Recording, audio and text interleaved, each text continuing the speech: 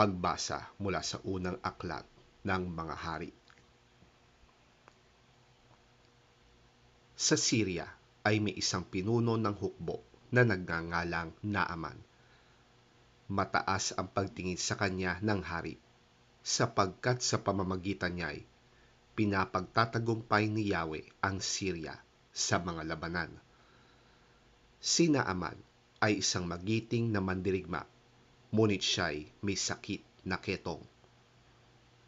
Minsan, ang mga taga-Syria ay nakabihag ng isang dalagitang Israelita. Naging katulong ang dalagitang ito ng asawa ni Naaman. Sinabi nito sa kanyang Panginoon, "Kung ang asawa ninyo ay lalapit sa propeta na nasa Samaria, tiyak na pagagalingin siya niyon." Nang marinig ito ni Naaman, pumunta siya sa hari at ibinalita ang sinabi ng dalagitang Israelita.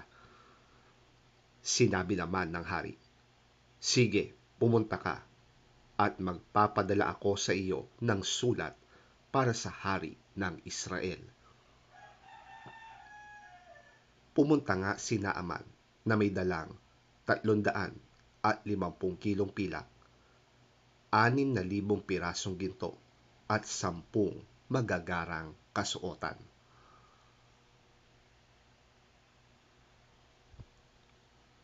Dala rin niya ang sulat para sa hari ng Israel. Ganito ang sabi sa sulat, "Mahal na hari, ang may dala nito'y si Naaman na aking lingkod. Nais ko sanang pagalingin mo siya sa kanyang ketong." Nang mabasa ito ng hari ng Israel, pinunit niya ang kanyang damit at sinabi, "Ako ba'y Diyos na maaaring pumatay at bumuhay? Bakit sa akin niya pinapunta ang taong ito para pagalingin sa kanyang sakit? Baka naman humahanap lang siya ng dahilan para magdimbaan kami." Nang mabalitaan ni Eliseo ang ginawa ng hari, ipinasabi niya, "Bakit kayo nababahala? Papuntahin ninyo siya sa akin upang malaman nilang may propeta rito sa Israel." Nalaman ito ni Naaman, kaya sumakay siya sa kanyang karwahe at pumunta sa bahay ni Eliseo, kasama ang marami niyang kawal na nakasakay sa kabayo at mga karwahe. Ipinasabi sa kanya ni Eliseo, "Pumunta ka sa ilog Jordan, lumubog ka ng 7 beses, at magbabalik sa dati ang iyong katawan. Gagaling ang iyong ketong."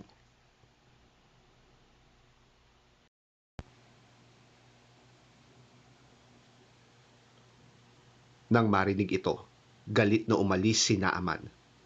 Sinabi niya, "Akala ko pa namay sasalubungin niya ako, tatayo sa harap ko, tatawagin ang Diyos niyang si Yahweh, at ikukumpas ang kanyang mga kamay sa tapat ng aking ketong, at ako'y pagagalingin. At bakit hindi na lang sa mga ilog ng Damasco, tulad ng Abana at ng Farfar, na mas malinis kaysa alinman ilog sa Israel? Hindi ba pwedeng doon na lang ako maligo para gumaling?" Ngunit lumapit sa kanya ang kanyang mga lingkod at sinabi, "Ginoo, kung mas mahirap pa riyan ang ipinagagawa sa inyo ng propeta, di ba't gagawin ninyo yon? Gaano pa iyang pinaghuhugas lang kayo para luminis?"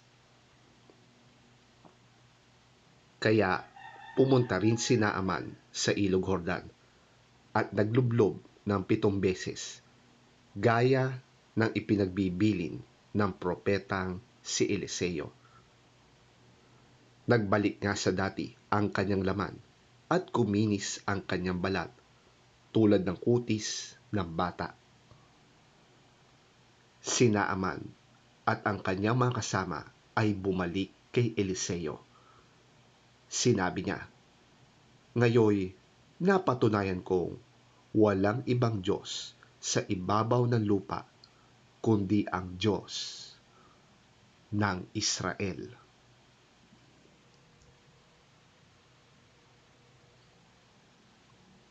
Ang salita ng Diyos. Salamat sa Diyos.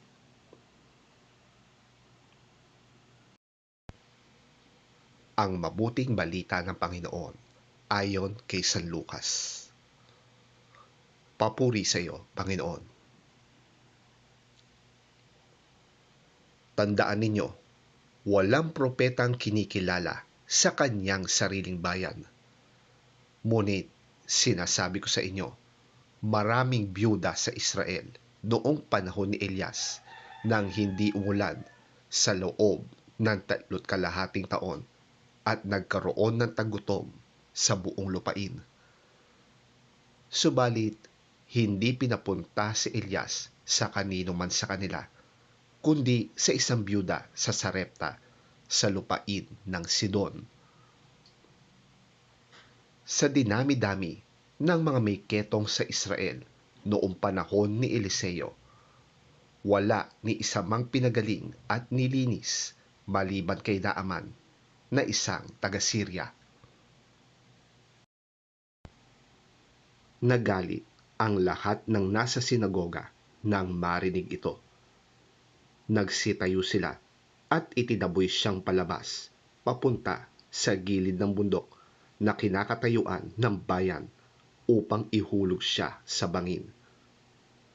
Ngunit dumaan siya sa kalagitnaan nila at umalis.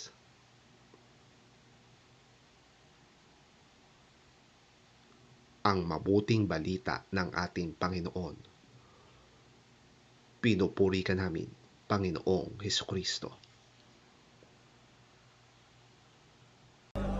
Truly, I tell you, he continued, no prophet is accepted in his hometown.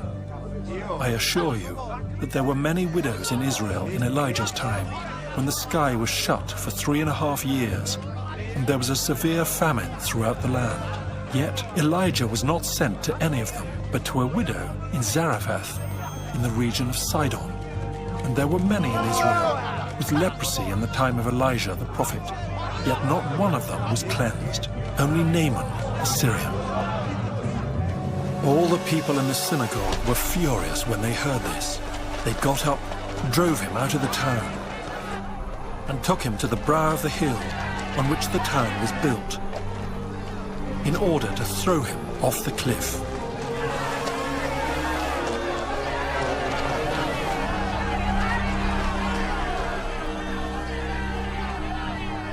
But he walked right through the crowd and went on his way.